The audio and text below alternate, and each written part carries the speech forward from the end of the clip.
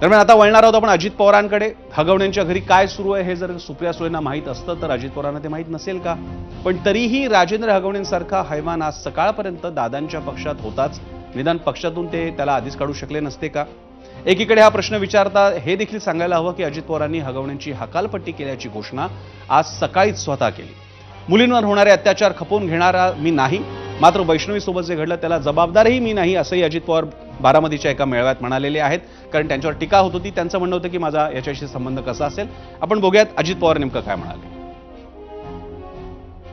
आता एखाद्या लग्नाला मी गेलो, समजा दयाच्या घरातल्या लग्नाला गेलो आणि त्यांनी नंतर तिथल्या सुनेला त्याच्या काही वेडवाकडे केलं तर अजित पवारचा काय संबंध आहे?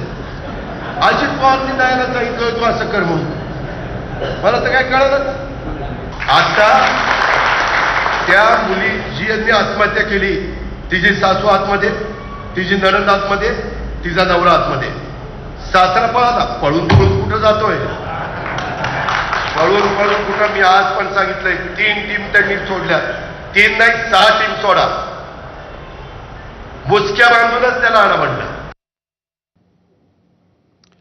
अजित पवार म्हणतात मुसक्या बांधून याला आपण खेचून आणू असं म्हणतात अजित पवार। चांगली गोष्ट आहे, 4-5 दिवस होऊन गेलेले आहेत, अजूनही हा माणूस आणि त्याचा मुलगा सापडत नाहीये। दरम्यान उपमुख्यमंत्री अजित पवारांनी आज वैष्णवीच्या कुटुंबियांचं फोनवरून सांत्वन केलं। मी तुमच्याच बाजूनं आहे, हगवण्यांसारख्यांची जागा जेलमध्येच आहे, असं अजित पवार वैष्णवीचे वडील अनिल कसपटेंना म्हणाले। आज मी जाहीर करून टाकतो, तो तर माझा पदाधिकारी नाही, परंतु सभासद असेल तर त्याला आजपासून राष्ट्रवादी काँग्रेस पक्षातनं मी हकालपट्टी केलेली आहे। असली नालायक माणसं माझ्या पक्षात नको, काय गरज नाही।